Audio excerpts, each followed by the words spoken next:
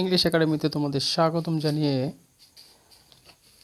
আজকে তোমাদের সামনে কথা বলবো কারেকশন নিয়ে। কারেকশন জানা আমাদের প্রত্যেকটা স্টুডেন্টের জন্য অত্যন্ত জরুরি, কারণ আমাদের সামনে জরুরি এমন কিছু সেন্টেন্স আসে যেগুলো আমরা ঠিক কারেক্ট বাক্যগুলো লিখতে পারি না। বিশেষ করে এই টাইপের বাক্যগুলো বিভিন্ন কম্পিটিটিভ এক্সামে তো আসেই। তাছাড়া অ্যাজ এ স্টুডেন্ট, একজন ছাত্র হিসেবে এই কমন বাক্যগুলো আমাদের কখনো ভুল করা চলবে না। ঠিক তেমন কিছু বাক্য নিয়ে আজকে তোমাদের সামনে আমি এসেছি। আমি প্রথম যে সেন্টেন্সটা লিখছি সেটা হলো Columbus invented America. Columbus America আবিষ্কার করছেন। উপরের বাক্যটা নিঃসন্দেহে ইনকারেক্ট। কেন ইনকারেক্ট ব্যাখ্যাটা দিব, কারেক্টটাও দেখে নাও। কলম্বাস ডিসকভার্ড আমেরিকা, তাহলে চেঞ্জটা হয়ে গেল কোথায়? শুধুমাত্র আমরা ভার্বটাকে চেঞ্জ করে দিলাম। ভার্ব ছিল ইনভেন্টেড, নিচে ভার্ব হলো ডিসকভার। ইনভেন্টেড মানেও আবিষ্কার করা, ডিসকভার মানেও আবিষ্কার করা। তাহলে ইনভেন্টেডটা ঠিক না হয়ে ডিসকভারটা ঠিক হলো কেন? ব্যাখ্যাটা হলো, যে সকল জিনিসের অস্তিত্ব আছে, আগেও ছিল এখনও আছে, পূর্ব থেকেই ছিল, সেই সকল জিনিস নতুন করে আবিষ্কার করার ক্ষেত্রে ডিসকভার শব্দটা ব্যবহার করতে হয়।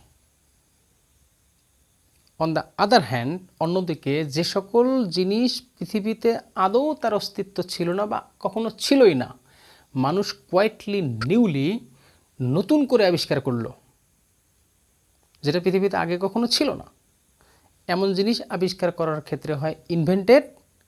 আর যে জিনিস পৃথিবীতে আগে থেকেই ছিল, মানুষ নতুন করে সন্ধান পাইল, এটা আবিষ্কার করার ক্ষেত্রে হয় ডিসকভার।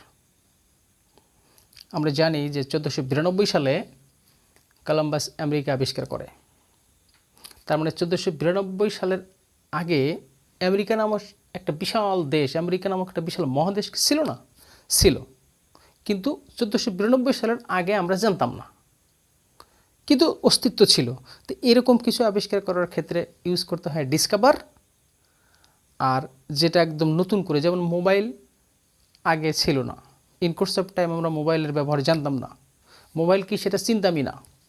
রেডিও, টেলিভিশন, টিভি, তারপরে এরকম ইলেকট্রিক যে ডিভাইসগুলো আছে, ইলেকট্রিক যে যন্ত্রাংশগুলো আছে, এই জিনিসগুলো আবিষ্কার করার ক্ষেত্রে ডেফিনেটলি ইনভেন্টেড শব্দটা ব্যবহার করতে হয়। 2 নম্বর সেন্টেন্স হচ্ছে হি ডিসকাসড অ্যাবাউট দ্য ম্যাটার। উপরের বাক্যটা ভুল, নিচেরটা ঠিক। সেন্স শুধু কি হয়ে গেছে, প্রথম বাক্যে অ্যাবাউট আছে, দ্বিতীয় বাক্যে অ্যাবাউট নাই।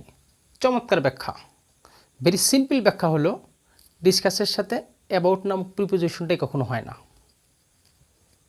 ডিসকাস নামক ভার্বটার সাথে অ্যাবাউট প্রিপোজিশন কখনোই হয় না, দেওয়া যাবে না। 3 নম্বর সেন্টেন্স হলো what is the time in your watch. শেষে কোশ্চেন মার্ক হবে, এটার শেষেও কোশ্চেন মার্ক হবে। What is the time in your watch, তোমার ঘড়িতে কটা বাজে। ঘড়িতে সময় জানার ক্ষেত্রে ইন ব্যবহার করা যাবে না, এখানে প্রিপোজিশনের ভুল, এখানে হবে বাই। ঘড়িতে সময় জানার ক্ষেত্রে প্রিপোজিশন বাই ব্যবহার করতে হয়। 4 নম্বর সেন্টেন্সটা হলো হি ডাইড বাই কলেরা। আমরা জানি রোগে মারা যাওয়ার ক্ষেত্রে ডাই ভার্বের সাথে অফ প্রিপোজিশন বসে, এই জন্য বাক্যটা কারেক্ট হবে he died of cholera. Die by হয়, ডাই ফ্রম হয়, ডাই ফর হয়, অ্যাক্সিডেন্টে মারা গেলে ডাই বাই, তারপরে দেশের স্বার্থে মারা গেলে ডাই ফর, ঠিক আছে। অন্য কারণে মারা গেলে ডাই ফ্রম হয়, ডাই আউটও হয়। তাহলে আমরা কি শিখলাম, যে রোগে যদি কোনো মানুষ মারা যায়, সেক্ষেত্রে ডাই ভার্বের সাথে সবসময় অফ প্রিপোজিশন বসে। 5 নম্বর বাক্য হলো one should do his duty. একটা সেন্টেন্সের আমরা জানি সাবজেক্ট অনুযায়ী এর অবজেক্টিভ ফর্ম হয় বা পজিটিভ ওয়ার্ড হয়। এই সেন্টেন্সের সাবজেক্ট হলো ওয়ান, অথচ পিছনে পজিটিভ ওয়ার্ড দেওয়া আছে হিজ। আমরা জানি এই হিজটা বসার কথা ছিল এই সেন্টেন্সের সাবজেক্টের চেহারা অনুযায়ী। সাবজেক্ট যদি হি হতো তাহলে হিজ দেওয়া ঠিক ছিল, কিন্তু সাবজেক্ট হয়ে গেছে ওয়ান, অথচ পজিটিভ ওয়ার্ড হয়ে গেছে হিজ। না, এটা ঠিক হয়নি, কারণ এই সেন্টেন্সের সাবজেক্টের চেহারা অনুযায়ী পজিটিভ ওয়ার্ড দিতে হবে। ওয়ান এর পজিটিভ বা অবজেক্টিভ ফর্ম বা পজিটিভ টাইপের ওয়ার্ড হবে ওয়ান্স, ONE', ওয়ান্স, এই যে ওয়ান্স ডিউটি। 6 নাম্বার সেন্টেন্স হলো I learn the poem by memory. যখন কোনো জিনিস আমরা হৃদয় থেকে পড়ি, লার্ন মানে শেখা, শেখা মানে কি এখানে একটা জ্ঞান অর্জনের ব্যাপার স্যাপার আছে। আর মেমোরির ব্যাপারটা হলো তুমি দায় সারা মুখস্থ করলা, পরীক্ষা দিতে যাবা, কোনো একটা জিনিস তোমার মুখস্থ করা খুব প্রয়োজন, সেক্ষেত্রে মুখস্থ করলা, পরীক্ষার খাতায় গিয়ে বের করে দিলা, বের হইলা পরীক্ষার হল থেকে, ভুলে গেলা, এটা হলো মেমোরি। কিন্তু লার্ন হৃদয়ের সাথে সম্পর্ক, এই জন্য I learn the poem by heart, হার্টের সাথে সম্পর্ক, এই জন্য হার্ট লিখতে হবে, বাই মেমোরি লেখা যাবে না। Sentence number 7, he denied to help me. Denied মানে অস্বীকার করা, কিন্তু এই বাক্যটা হবে ঠিক, তুমি যদি শুদ্ধ করে লিখতে চাও তাহলে এই বাক্যটা লিখতে হবে হি রিফিউজ টু হেল্প মি। এখন এখানে আমি তোমার কাছে সাহায্য চাচ্ছি। এখন আমি তোমার কাছে সাহায্য চাওয়ার প্রস্তাব রাখলাম, মন চাইলে তুমি আমাকে সাহায্য করবা, না চাইলে করবা না, সেটা তোমার একান্ত ইচ্ছার ব্যাপার, কিন্তু প্রস্তাবটা তুমি রাখতেও পারো, নাও পারো। যেহেতু একটা প্রস্তাবের বিষয়, এই জন্য এখানে ডিনাই শব্দটাকে ব্যবহার করা যাবে না, এখানে ইউজ করতে হবে রিফিউজ, অথচ দুইটার অর্থই কিন্তু অস্বীকার করা, প্রত্যাখ্যান করা, কিন্তু তোমাকে ব্যবহার করতে হবে রিফিউজ। তবে হ্যাঁ, ডিনাই ব্যবহার হবে তুমি একটা অপরাধ করে ফেলছো, তোমাকে কেউ এসে চার্জ করলো, তুমি অস্বীকার গেলা, সেক্ষেত্রে ডিনাই ব্যবহার করতে হবে, কিন্তু প্রস্তাবের ক্ষেত্রে রিফিউজ ব্যবহার করতে হবে। Number 8, tell me the story.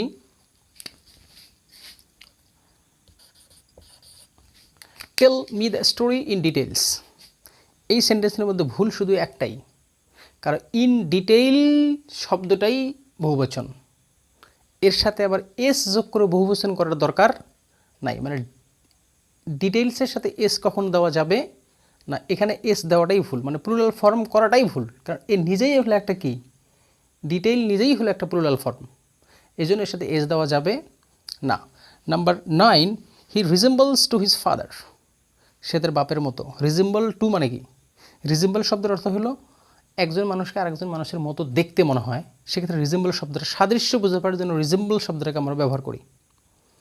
মজার ঘটনা হলো রিজেম্বলের সাথে টু প্রিপোজিশন কখনো দেওয়া যাবে না, এটা লিখতে হবে হি রিজেম্বলস হিজ ফাদার, সে তার বাপের মতো, টু দেওয়ার প্রয়োজন এখানে নাই। সেন্টেন্স নাম্বার 10,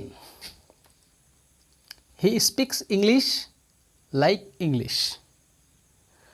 এই সেন্টেন্সের মধ্যে দুইটা ইংলিশ ওয়ার্ড আছে, ইংলিশ ইংলিশ, মানে এই সেন্টেন্সটার বাংলা তর্জমা হলো সে ইংরেজদের মতোই ইংরেজিতে কথা বলে।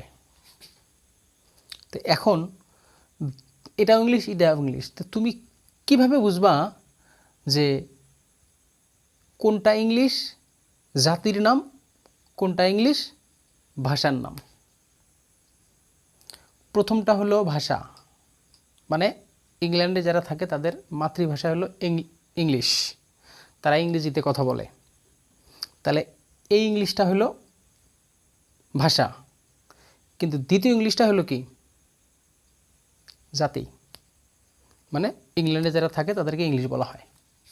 তাহলে সে কথা বলে ইংরেজদের, এখানে লাইক মানে মতো, সে কথা বলে ইংরেজদের মতো, তাহলে ইংলিশের সামনে হবে দি, কারণ আমরা জানি জাতির সামনে দি হয়, the বাঙালিস, the Indian, the English, এই যে, তাহলে এখানে এই সেন্টেন্সের মধ্যে ভুলটা হলো কিসের, আর্টিকেলের ভুল, তাহলে আমরা এখানে ইংলিশের সামনে দিয়ে দিলেই বাক্যটা correct, he speaks English like the English.